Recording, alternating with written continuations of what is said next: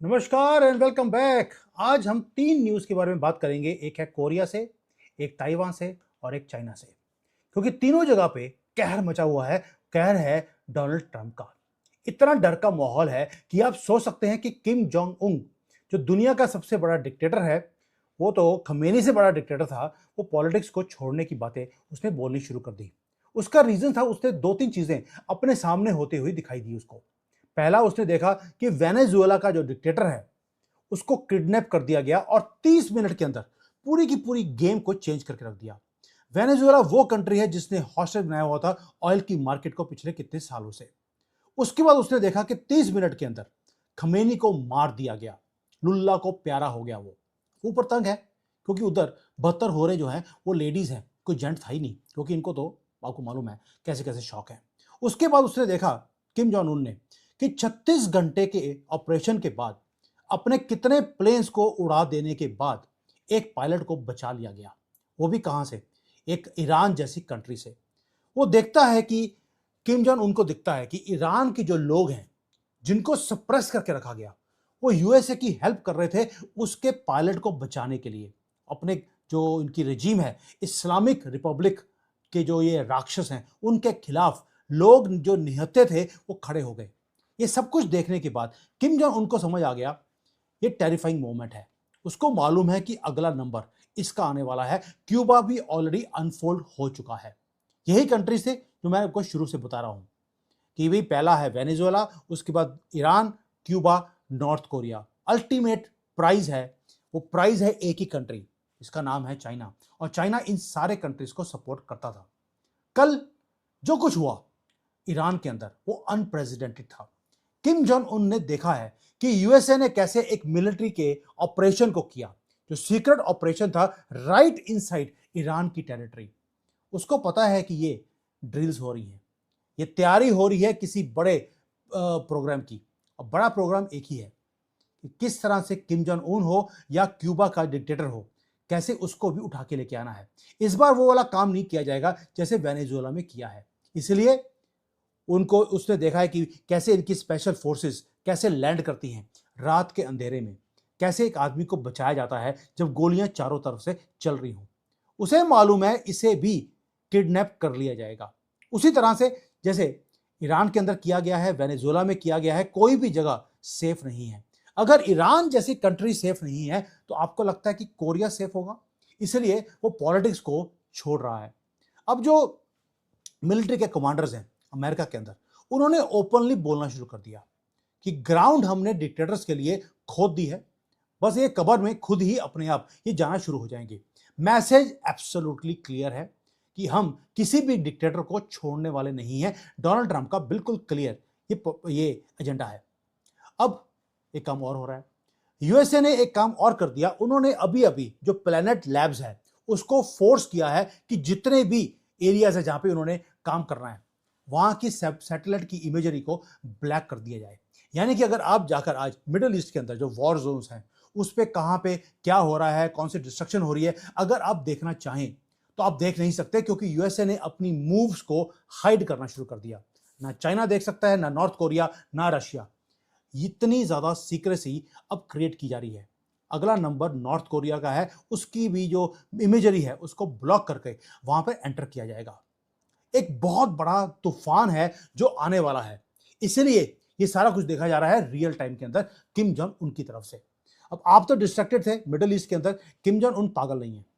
वो वॉच कर रहा है brutal efficiency of US military, और वो टेरिफाइड इसीलिए है। तो पहली चीज उसने क्या करी? उसने पहला काम तो ये किया, उसने अनाउंस कर दिया कि वो ईरान के साथ जो उसके लिंक्स हैं उसे वो काट रहा है। सोच सकते हैं, ईरान और नॉर्थ कोरिया इकट्ठे मिलकर पूरे दुनिया के ऊपर धनधना रहे थे। आज नॉर्थ कोरिया ने ईरान का साथ छोड़ दिया। साउथ कोरिया की जो इंटेलिजेंस की रिपोर्ट्स हैं, उन्होंने ये मैसिव बॉम्ब लीक किया है कि नॉर्थ कोरिया का डिक्टेटर वो जंप कर रहा है शिप को। उसने सारे रिलेशंस ईरान के साथ तोड़ दिए। और ये जियोपॉलिटिकल बहुत बड़ा स्पेक्टेक्ल एक मूव है। जो नॉर्थ कोरिया है वो वेपन्स को भेजता था ईरान के पास, बंद कर दिया। और अब क्या हो रहा है कि टॉप के जो ईरान के कमांडर्स हैं उन्हें चुन चुन कर मोहम्मद नाम के और इस्लाम नाम के जो ये जानवर हैं इनको पकड़ पकड़ के चुन के इनको खत्म किया जा रहा है, लेकिन नॉर्थ कोरिया की तरफ से इतना भी आंसर नहीं है, ना ही कंडेमनेशन है।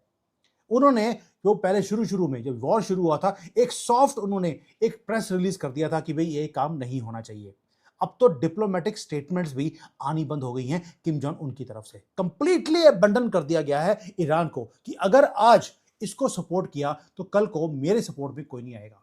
अब किम जोंग उन वो क्या कर रहे हैं, उनका जो उनको मालूम है कि एक तो पहली बार मैं पहले बताया आपको कि अगली टारगेट लिस्ट में उसका नाम है।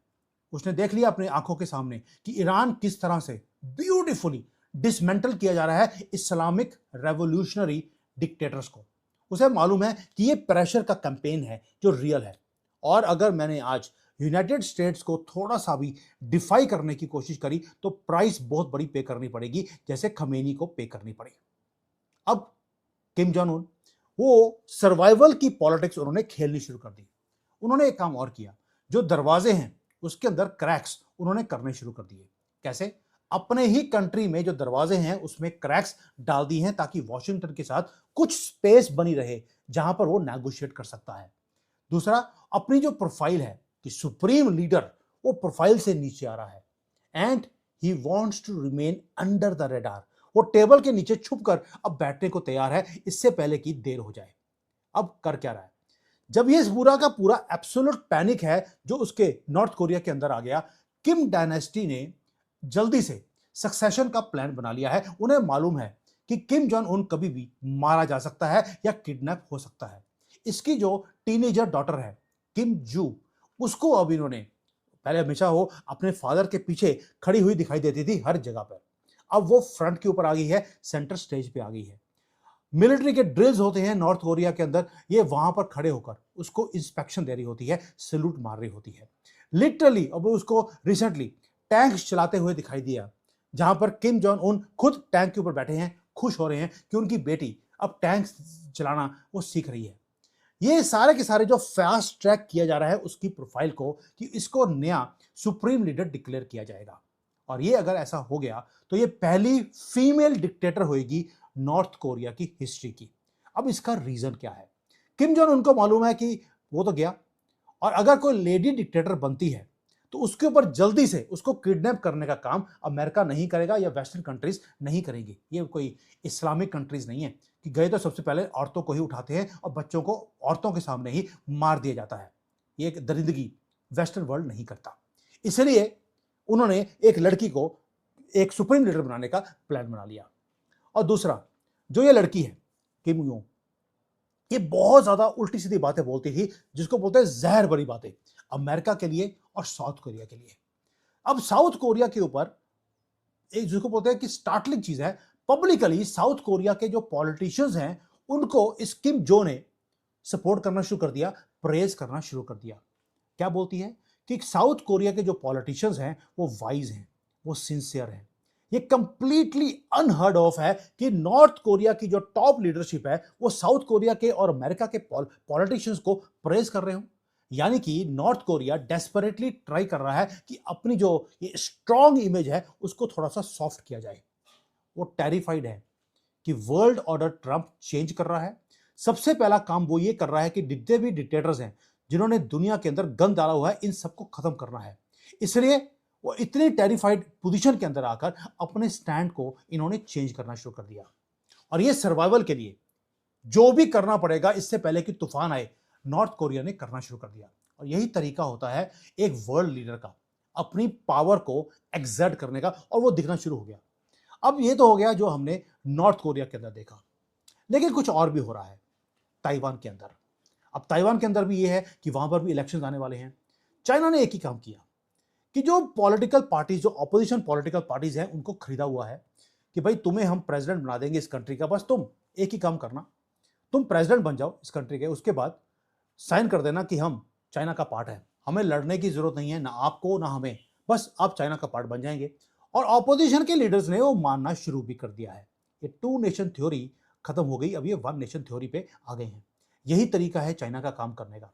वो लड़ाई नहीं करता, वो चुपचाप पॉलिटिकली, डेमोक्रेटिकली, वैसे तो डेमोक्रेसी के हक में नहीं है, लेकिन जब ऐसी बातें आती हैं तो डेमोक्रेटिकली वो कंट्री के जो पॉलिटिशियंस हैं उनको खरीद कर हर चीज अपने नाम पे वो कर लेता है। मैं पहले बोला था, दोबारा बोल रहा हूं ताकि आपके अंदर तक ये बात चली जाए। राहुल गांधी के साथ भी यही एग्रीमेंट है कि एक बार तुम्हें प्रधानमंत्री में बना दूं तो तुम मुझे नॉर्थ ईस्ट दे देना। और राहुल गांधी ने नॉर्थ ईस्ट ऑलरेडी चाइना के नाम पे कर दिया है। ऐसे नहीं है, वो लाल रंग की जो कॉन्स्टिट्यूशन है वो पार्लियामेंट में लेके चलता है। हमारी कॉन्स्टिट्यूशन ब्लू कलर की है, वो लाल रंग की जो कॉन्स्टिट्यूशन है वो चाइना की है। यह है तरीका काम करने का कम्युनिस्ट पार्टी का। इनको मालूम है कि ताइवान के ऊपर ये कभी भी उसको यूनिफाई नहीं कर सकते अपने आप, जब तक ट्रंप बैठा है। लेकिन अगर वहां के पॉलिटिशियंस ही लिख के दे देंगे कि हम पार्ट बनने को तैयार हैं चाइना का, तो अमेरिका भी कुछ नहीं कर सकता। इसलिए ये सारे काम किए जा रहे हैं। अब दूसरा एक और चीज, जो ताइवान की जो पॉलिटिकल पार्टीज है उन्होंने सीसीपी के खिलाफ उन्होंने भी मुहिम शुरू कर दी, जैसे मोदी जी ने शुरू करी हुई है। वो भी वही काम कर रहे हैं। अपने कंट्री को बचाने के लिए वो इनका पर्दाफाश कर रहे हैं। वो हर रोज अपने यहाँ पर पूरे ताइवान के अंदर अपने कंट्री को कैसे बचाना है इन बिके हुए पॉलिटिशियन से, वो वहां पर कैंपेनिंग शुरू हो गई है। मुझे लगता है मोदी जी को सीखना चाहिए कि राहुल गांधी किस तरह से चाइना के साथ मिलकर पहले तो 2008 में एक बेशर्मी से एग्रीमेंट करके आया, और अब जो एग्रीमेंट हुई ये है कि भारत का भट्टा बैठ जाए, मुझे कोई फर्क नहीं पड़ता, मुझे प्रधानमंत्री बना दो, नॉर्थ ईस्ट में तुम्हें दे दूंगा। तभी जब हम वहां पर ब्रिजेस बनाते हैं, हम वहां पे टनल्स बना रहे हैं ताकि हमारी आर्मी मूव कर सके, सबसे पहला जो प्रोटेस्ट होता है वो हमेशा ही कांग्रेस की तरफ से होता है। हमारे देश की तरक्की हो रही है और इनको आग लग रही है। अब आपको समझ आएगा कि ताइवान के जो पॉलिटिशियंस हैं अपोजिशन के और भारत के, इनके अंदर दोनों में कोई फर्क नहीं है। ये मूव्स बहुत ज्यादा कैलकुलेटेड है और हर वर्ड एक वेपन की तरह यूज किया जा रहा है। अब लास्टली एक चीज मैंने बोला था आपको, चाइना से बताऊंगा आपको। एक यहां पर सिंगर है जो परफॉर्म करते हैं डिफरेंट डिफरेंट कंट्रीज में जाकर, नाम है शनियोन। उनकी जो टिकट्स हैं वो सारी की सारी, जब वो अपने शो को वो अनाउंस करते हैं, उनकी टिकट्स पहले ही बुक हो जाती हैं और बिक जाती हैं। अभी वो जापान में पहुंचे हैं, 6 सिटीज में जाकर वो परफॉर्म कर रहे हैं। कल्चरल परफॉर्मेंस है और सीसीपी डरा हुआ है। क्यों? क्योंकि सीसीपी को मालूम है ये कर क्या रहे हैं। ये परफॉर्म कर रहे हैं कि जब सीसीपी था, ये कम्युनिज्म आया चाइना के अंदर, उससे पहले चाइना कैसा था और कैसे हमारी जिंदगियों को एक नर्क बना के रख दिया कम्युनिज्म ने। जो एलिट्स हैं वो जाकर इस प्रोग्राम्स को देखते हैं, जो प्रोफेशनल्स हैं, डॉक्टर्स हैं, लॉयर्स हैं, वो थिएटर के अंदर जाते हैं इसको प्रोग्राम को देखने के लिए। लेकिन जब बाहर निकलते हैं ऐसे लगता है कि कोई हॉरर मूवी वो देखकर आए हों। दे आर कंप्लीटली शेकन।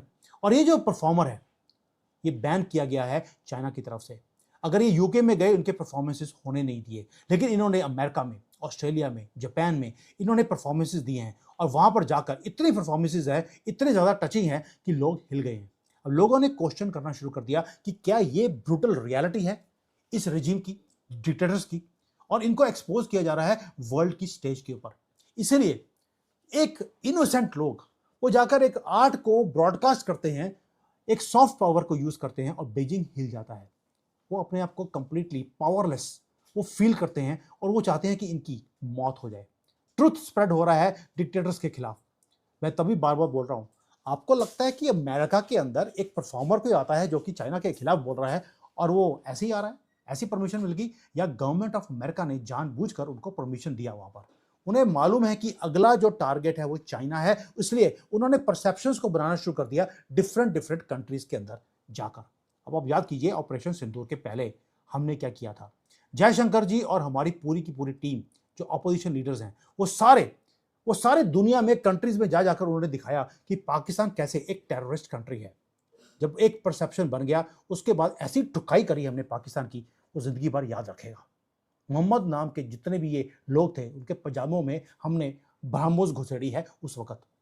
दोस्तों, अगर आप देखें दुनिया के अंदर कि ईरान के अंदर क्या हो रहा है, उसके माउंटेन्स में इतने इतने बॉम्ब फेंके जा रहे हैं कि वो दोबारा से खड़े नहीं हो सकते। बच्चे भी आएंगे, टेढ़े मेढ़े आएंगे, या तो आना पसंद ही नहीं करेंगे। दूसरा, ताइवान हो, नॉर्थ कोरिया हो, पूरा चेस बोर्ड को हिला के रख दिया है डोनाल्ड ट्रंप ने। बिना गोली चलाए डिक्टेटर्स खुद अपनी जो सीट है उसको छोड़ के जा रहे हैं। मौज तबाह है या नॉर्थ कोरिया का किम जोंग उन है। They are not trying to hide कि कहीं किडनैप ना हो जाए। और ये जो फाइट है फ्रीडम के लिए, ये क्रिटिकल फ्लैश पॉइंट के ऊपर पहुंच गई है, जहां पर अब इंडिविजुअल कंट्रीज की फ्रीडम की बात नहीं है, ये पूरे दुनिया के सर्वाइवल के या फ्रीडम की बात हो गई है। रूल्स ऑफ गेम्स को, जो गेम चल रही है उसको पूरा चेंज कर रख दिया डोनाल्ड ट्रंप ने। और जो अगली मूव आज रात को होने वाली है, या तो शांति आएगी या टोटल डिस्ट्रक्शन आएगा।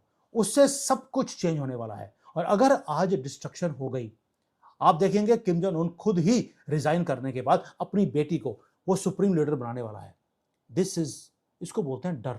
और मोदी जी ने एक बार बोला था ये डर अच्छा है। Thank you. जय हिंद। वंदे मातरम।